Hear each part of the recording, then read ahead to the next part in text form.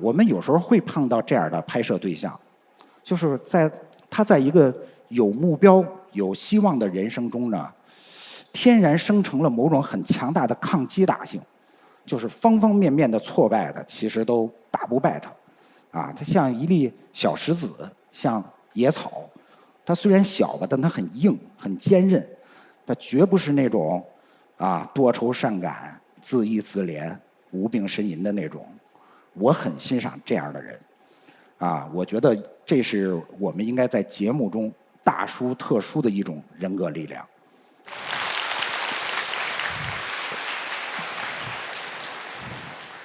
大家好，我是陈英杰。如果一席没有预告的话呢，可能有人会心里想，他是谁呀？这货哪儿来的？对，我就是纪录片《这货哪儿来的》的导演。几年前呢，我来过一席，那时候呢，我是人生一串的导演，给大家讲了天南海北的烧烤故事。那今儿呢，咱们不聊烧烤，聊一聊新片子《这货哪儿来的》，给大家讲讲关于货和卖家的故事。这就是我们的海报，因为讲的是电商嘛，它有一点赛博的这个风格。可能很多人还没看过我们的片子，我先给大家呢放一小段宣传片，这个让大家看看我们都拍了哪些货。回收旧手机、废旧手机、破手机，五花八门吧。专注长头发，分门别类，衣食住行、娱乐休闲。哎，什么都有。条子摆摊，律师悠，只要你有钱，防弹的都有。你信不信？这个机器上面每个壳都完全是不一样的。有吗？完了这个的话，跟老婆吵架的次数都越来越少了。这是很减压。这整天都在待呀，这是去不了位。Follow me。你随着他的氛围进入他的场域，他就可以开始忽悠你。它里面充的是它运输方便，你说它廉价吗 Yes。是啊。就是我在没有接触到这个行业的时候，我是很片面的就把这个行业看低了那然后进入这个行业才知道这个行业的学问是很多的。一代传上来的。做狮头的他都离不开扎布写桩这4个工序。你重复一个动作，它就有一个循环的乐趣。你们拿做饭这个时间去挣钱，我拿挣钱的时间做饭，咱们就形成一个闭环了。弄光弄平，杆穿了。人家看起来都是用缝纫机缝的，做衣服的做不了气模。各施各法的，这个对不对？师傅，这个东西我们烧过去真的管用吗？亲人能收到吗？咱们觉得他能收到，肯定一定能收到。那我觉得我现在穷，就是上辈子人没给我烧够，把我忘了。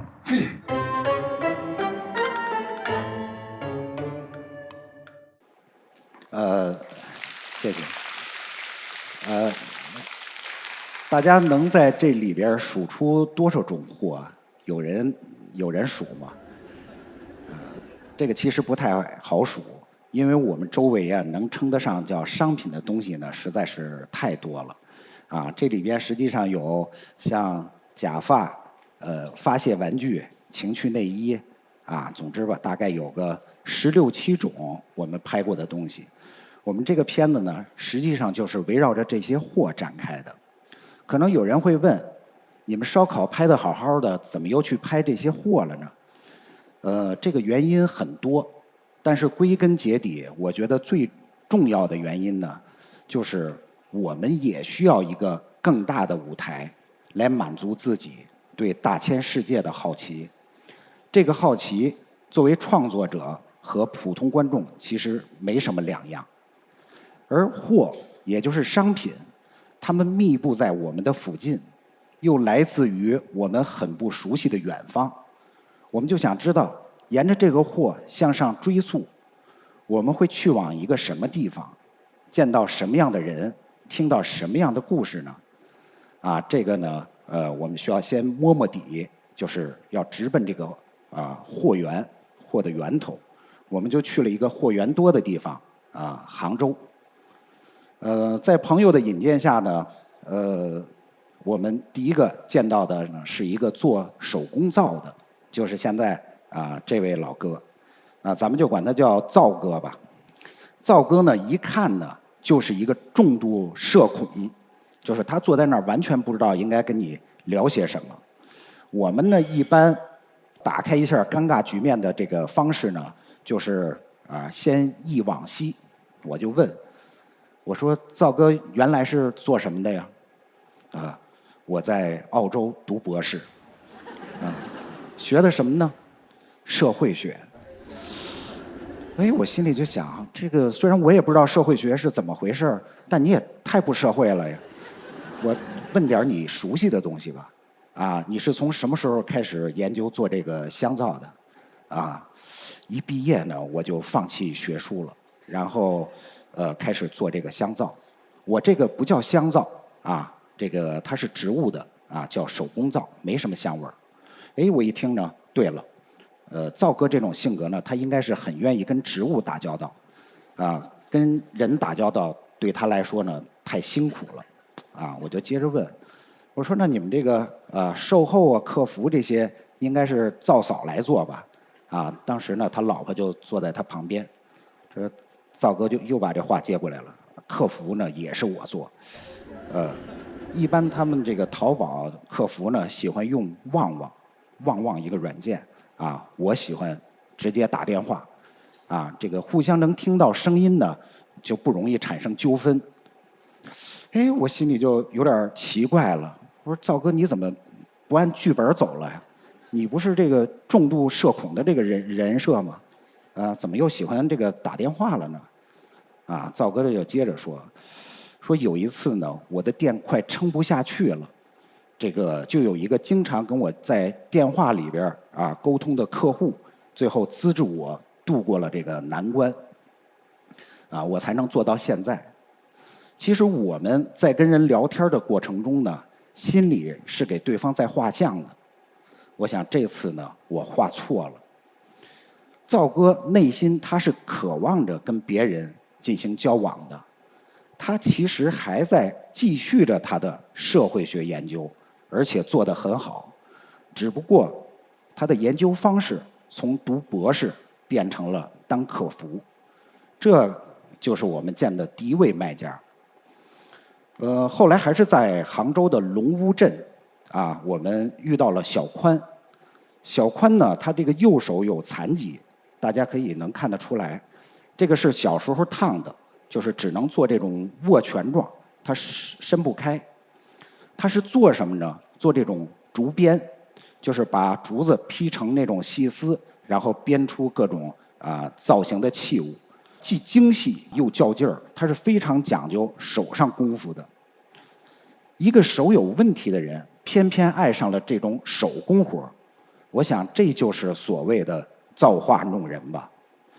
其实呢，我们是很随机的选择了皂哥、小宽他们来聊一聊。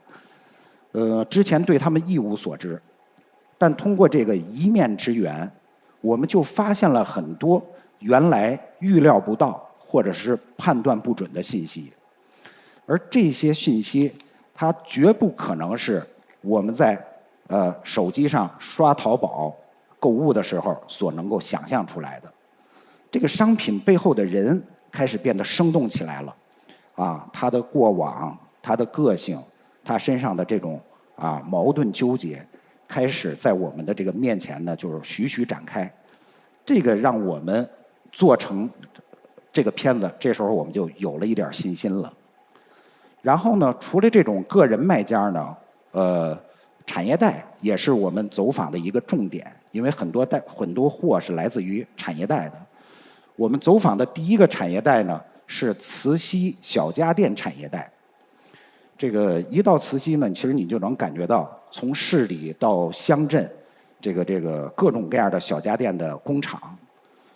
在一个做电吹风的这个厂子里边呢，厂长向我展示了他最新研发的产品，电动鼻毛修剪器。我现在还非常清晰地记得那个场景，这个厂长呢面带笑容，举着这个口红大小的这个鼻毛修剪器说：“剪鼻毛是40岁以上男人的刚需。”他那个非常笃定的表情啊，就让我不禁开始反思自己，我是不是活得太糙了？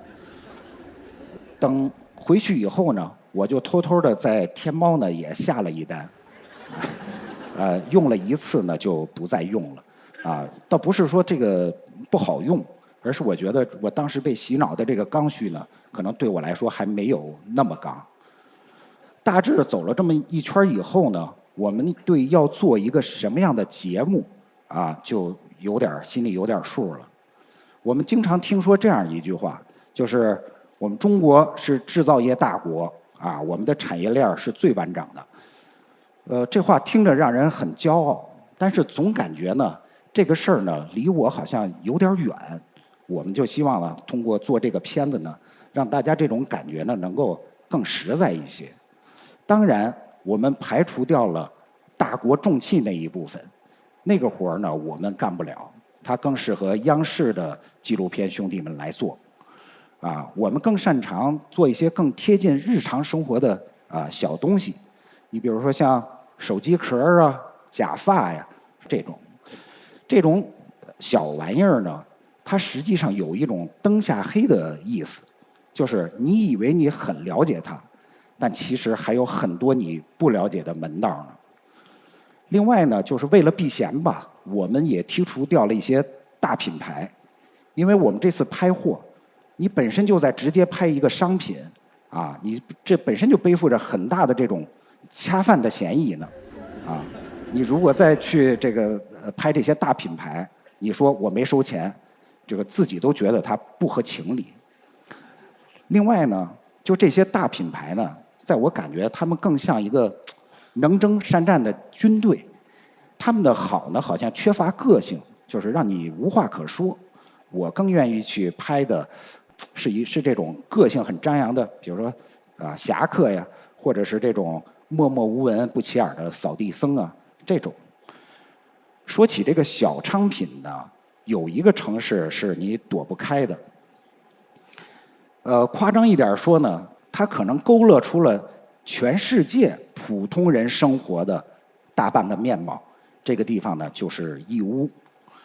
我们大概花了1整天的时间，把这个大名鼎鼎的义乌商贸城给逛了一下。这个号称是世界上单体面积最大的商品批发市场。坦白讲，逛完了以后呢，我们很沮丧，因为它太大了。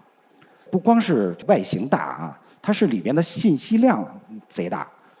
就是你像我们过去比如说去考察去一些地方的时候呢，打个比喻呢，就是我们像在读一本小说或者是看一篇散文，我们总能记住一些个重要情节，一些优美的句子。你在逛这个商贸城的时候，你像在读字典，就是它那个挨近的这个地方呢，要不然是读音相似，要不然字形接近，你很难通过一些有趣的、有差异化的细节拎起一条让你这个印象深刻的这个故事线索。其实那次呢，就是逛到后来，我们就成了就随便逛了。这种功利性的目的没有了以后呢，其实你倒也能看出一些门道出来。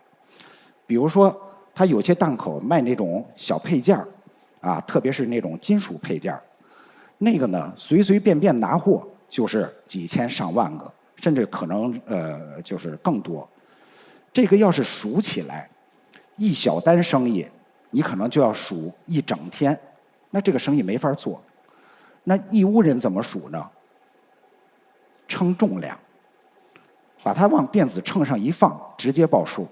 所以卖这些小配件的档口都有电子秤，咱们中国人真的是太聪明了。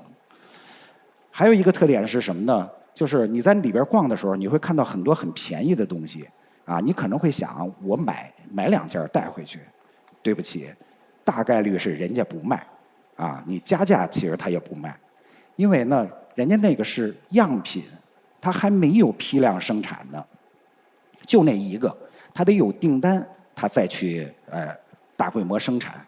所以呢，你最好别抱着一个买便宜东西的心态去逛这个义乌商贸城。还有一个特点呢，就跟我们有点关系了，就是它里边的很多档口啊是不欢迎拍摄的，因为它卖的这些东西啊，大部分是走外贸销往国外的啊，你在国内给他做片子宣传，实际上对他来说没有意义。另外，他们很怕的一点是怕别人仿冒。所以呢，当我们在那儿跟这些档口老板去聊拍片子，又拿手机咔咔的拍人家那些货品的时候，就形迹非常可疑。你大概率可能会人家让你就是呵斥2句，甚至让你就是离开人家那个档口。当然呢，这么多年做纪录片呢，我们也是刀枪不入了。所以后来呢，我们又去了一趟这个义乌商贸城，在里边拎出了一条节目线索。拍什么呢？叫发泄玩具，大家应该知道，就是那种很软啊，你可以揉捏它、撕扯它的那个发泄的玩具，把它放到了我们的第3集，叫治丧救助站这一集。啊，说到这儿呢，我得给大家稍微讲一下我们这货哪来的这个纪录片里边大概这6集啊，因为后边的很多故事呢会跟这些集有关系。啊，第1集呢叫美学大卖场，第2集呢叫舒服供应链，啊，第3集就是这个治丧救助站，第4集呢叫仪式养成班，啊，第5集呢叫体面提货点儿，第6集呢是这个奇趣杂货店。每集呢是3个货品，这样呢我们就讲述了18个货品的来龙去脉，也就带出了18组人的这种买卖人生。我们呢其实是就是力图想通过这么的一种方式呢，尽量去画出能够展现当代中国的这种风情画卷。这时候就要求我们需要在很多维度去筛选这些故事。你比如说需要考虑地理分布啊，考虑这个货品差异，考虑这卖家的个性等等很多。其实提到这个地理分布啊，这个跟我们原来拍烧烤差别就太大了。你比如说在东北，我们拍烧烤的时候，你可以闭着眼睛不踩雷，因为那块好的烧烤实在是太多了。但是到拍货这儿就不行。你比如说吧，我们原来想拍那个貂啊，就是貂皮大衣，在东北这种大衣不仅仅可以抵御寒冷啊，也更涉及到了体面尊严的这种人生课题啊，有很强的地域文化内涵。还比如说我们想拍这个烤鸡架，它不是那种烧烤店里边那个现烤鸡架啊，那我们又等于跟那个人生一串又串台了。我们是要拍就是抽成真空包装，能够发往全国各地的这种产品型烤鸡架，它可以作为一种下酒菜啊，很能治愈迁徙到全国各地的东北人的这种乡愁以及其他日常憋屈啊，也是可以放到这个叫治丧救助站这一集。可是呢，我们在那儿就始终没有找到最合适的买家啊，最后呢就放弃了，很遗憾。实际上我们策划开始想做这货哪来的时候呢，我们听到的第一个故事就是东北的，讲的是在大兴安岭的深处呢，有一个叫呼中的地方，有个叫董菲菲的姑娘，她开了呼中的第1家，也是当时中国最北端的一个淘宝店，卖这个山里的特产。呼中呢，实际上是中国木材生产量第2大的地方。可是呢，这些年下来呢，这个呼中这个地方呢，已经从一个10几万人的城市呢，变成了只有1万多人了。年轻人其实都离开这个地方了。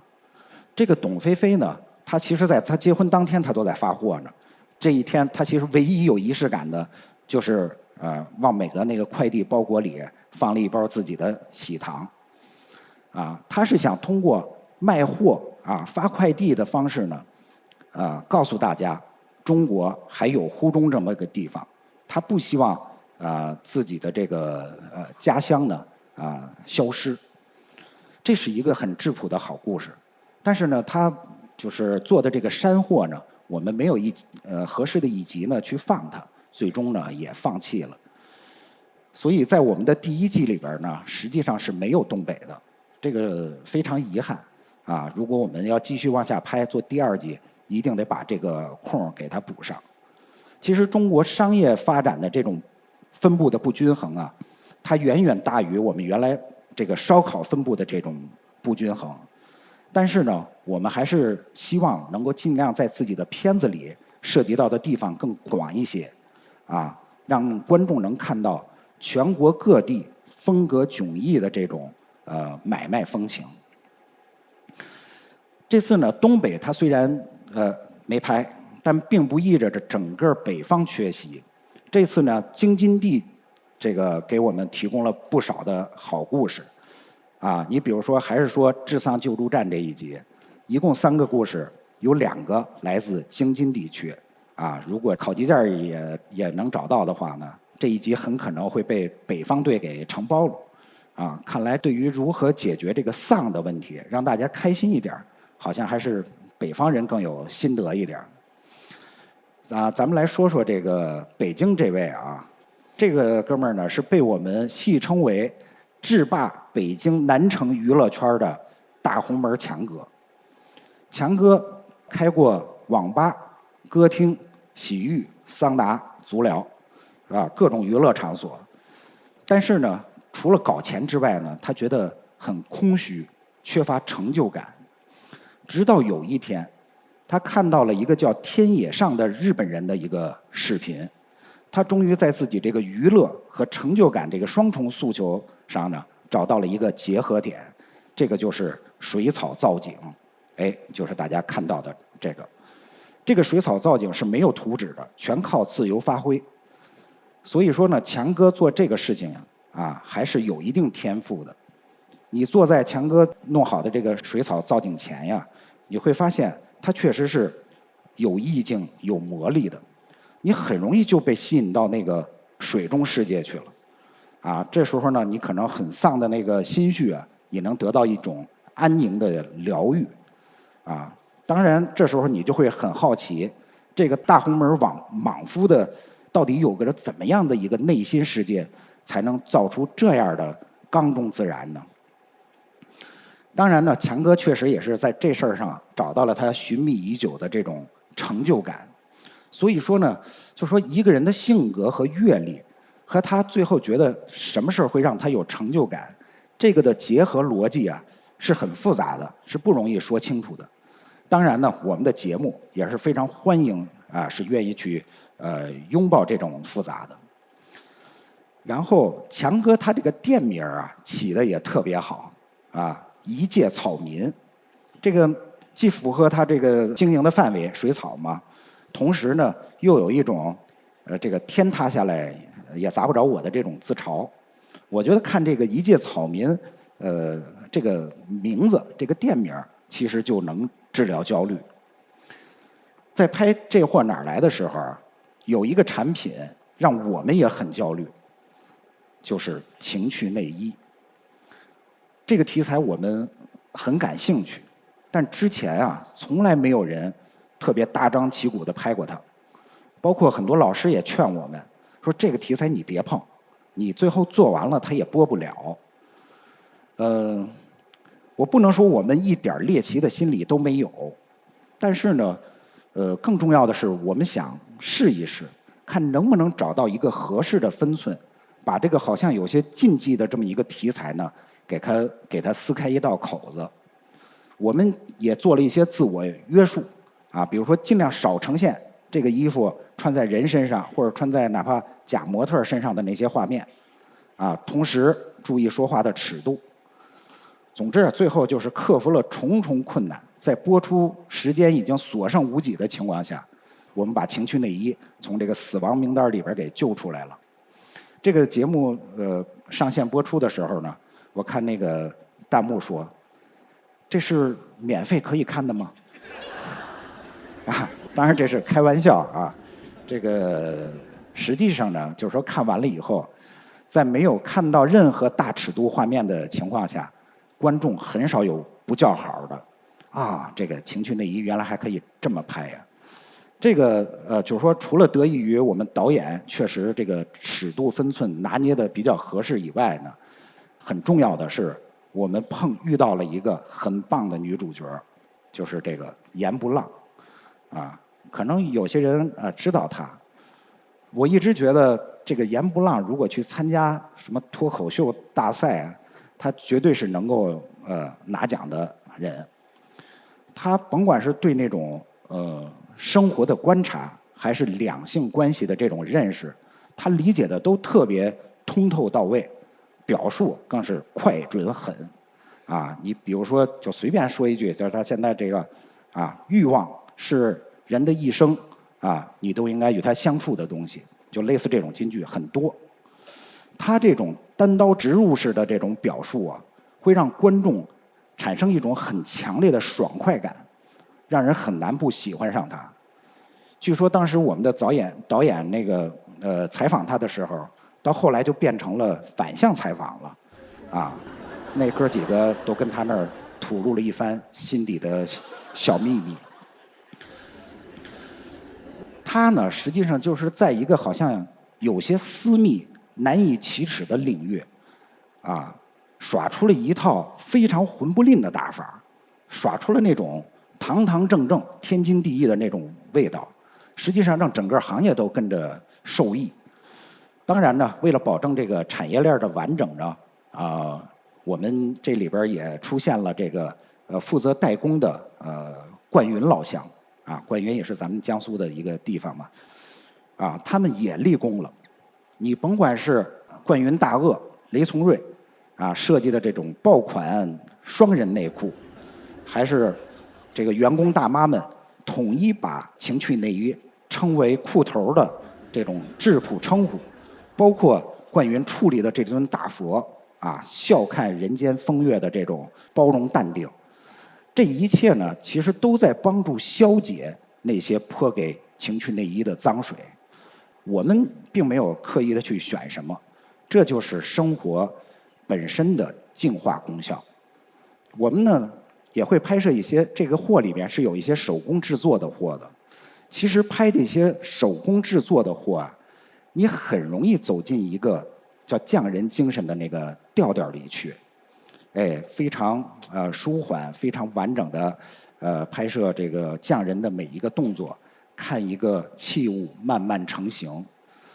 这个日本同行做了很多这样的片子，包括中国也做了不少。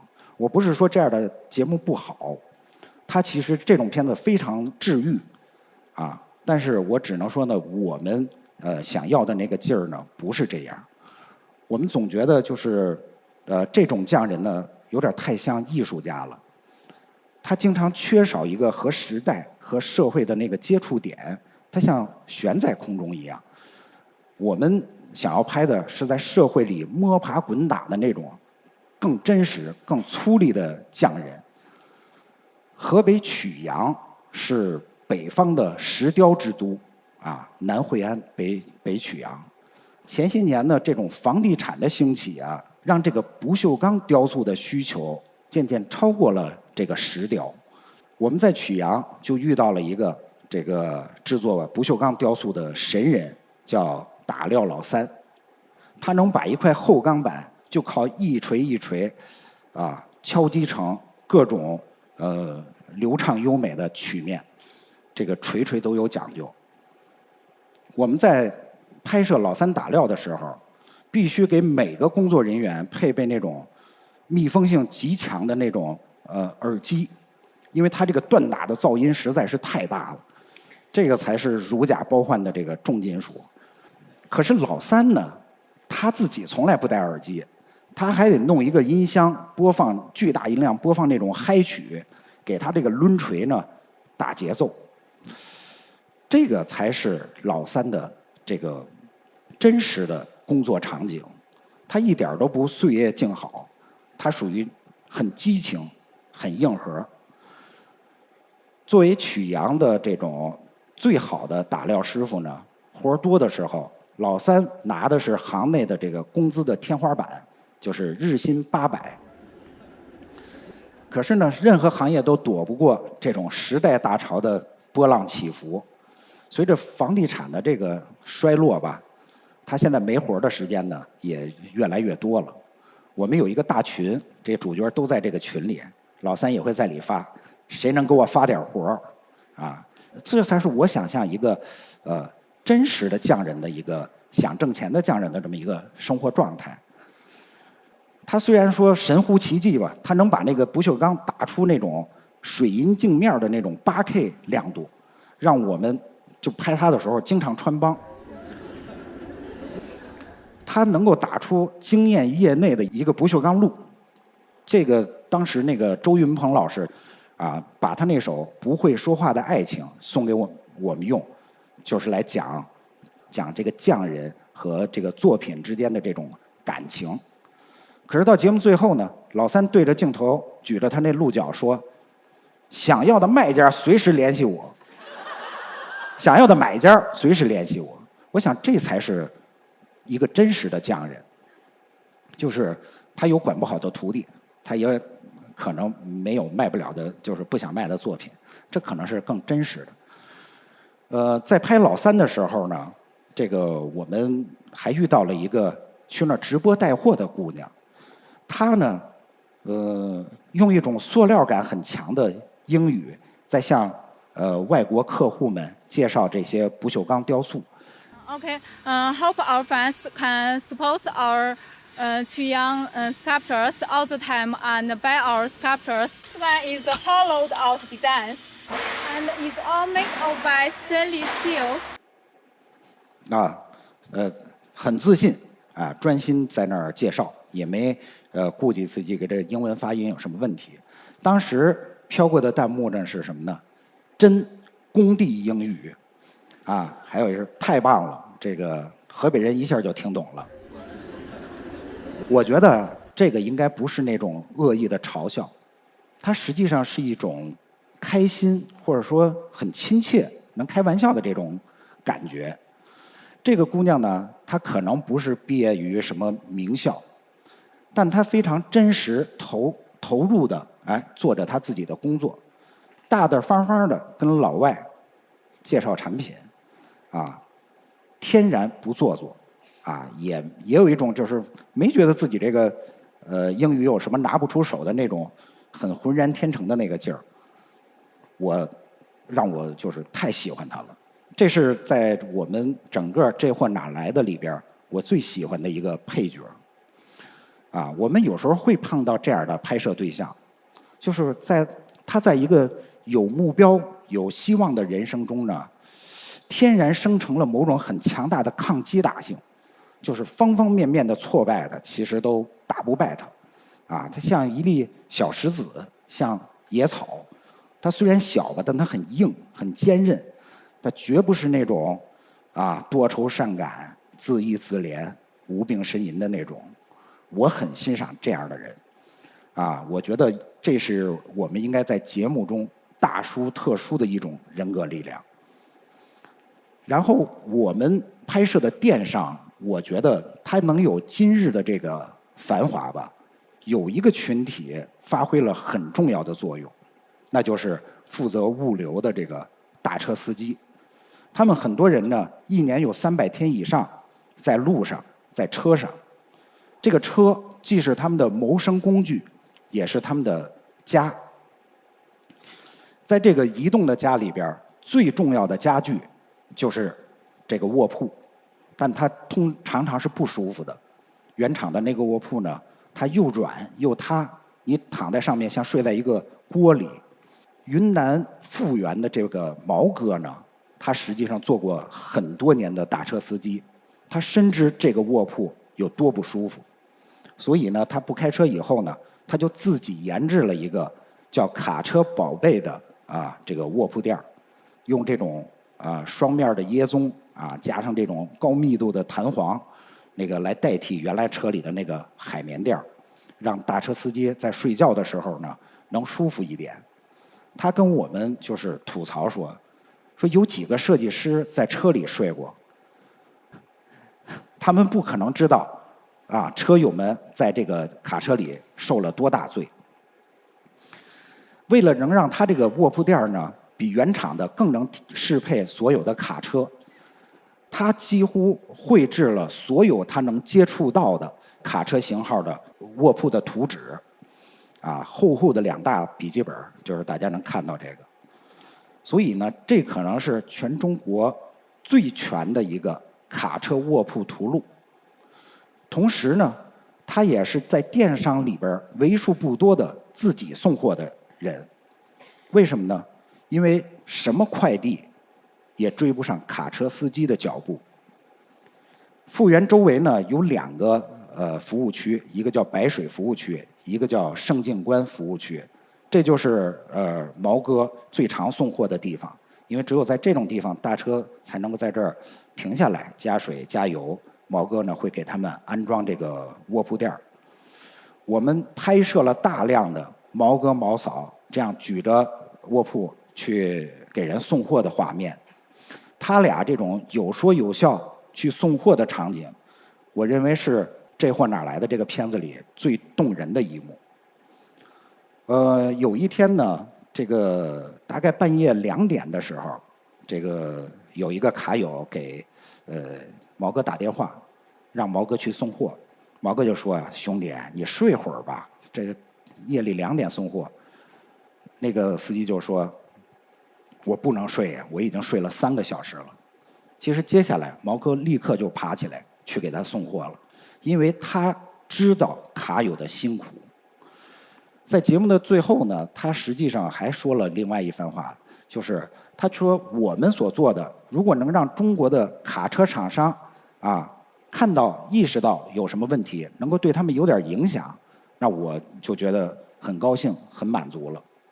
我想毛哥应该能明白，如果卡车厂商把这个卧铺垫做好了，他们一家的生意就没了。可是呢，他还是要这么说。这个善良啊是装不出来的。在毛哥毛嫂的这段片子里，你去看所有的弹幕都是在关心他们啊，什么毛哥你要把那个卡车宝贝注册商标啊，你那个技术需要申报专利啊，那个毛嫂你太美了，就是全是这样非常感动人的一些话。真正能够感受别人的辛苦，感受别人的不容易，我觉得像毛哥，他其实已经不仅仅是在做一件产品了，他像是做一件慈悲的善事。节目播完以后呢，我就给毛哥打电话，我就说，那个有没有这个看完片子过来慕名而来买床垫的呀？他说有一个卡友的孩子看了节目以后，才知道他父亲有多辛苦，给他爸爸买了一个卧铺垫。我想这位卡友呢，应该不仅仅能够睡得舒服一点，他的心里也能更舒服了。我们很幸运，因为拍纪录片遇到了毛哥这样的人。在过去的1年里，我们还去了很多地方，遇到了很多人。我们在河南许昌遇到了做假发生意的优雅姐，她和自己的好姐妹2个人去非洲卖假发，她自己孤身一人去中朝边境跟朝鲜人谈这个假发加工，实力演绎了她的家乡剧名段“谁说女子不如男”。我们在深圳的华强北遇到了卖手机壳的一哥和挂哥，他们不愿意去工厂里边打螺丝，他们告诉我们，远方有房有车有老婆。他们还说，看到的还叫什么希望？希望是你看不到的东西。我们还在珠海遇到了正在种地的学霸邹子龙，他率领了一帮90后，把一个世俗眼中看着很不靠谱的创业计划干了很多年，也不知道他这个有机农业的梦想到底能不能实现。我们还遇到了很多很多人，他们不但增长了我们的见识，也在不断启发我思考一个问题：我是谁？该如何生活？在人生一串拍的淄博烧烤里，这个店主老单说过，读万卷书不如行万里路，行万里路不如阅人无数。其实每个人都是一本独一无二的书，我们有幸读到它，并把它记录下来，也希望有更多的人能读到这些书。开卷有益，我们希望大家能在这儿读出远方，读出有趣，读出人性闪耀，读出心灵归处。谢谢大家。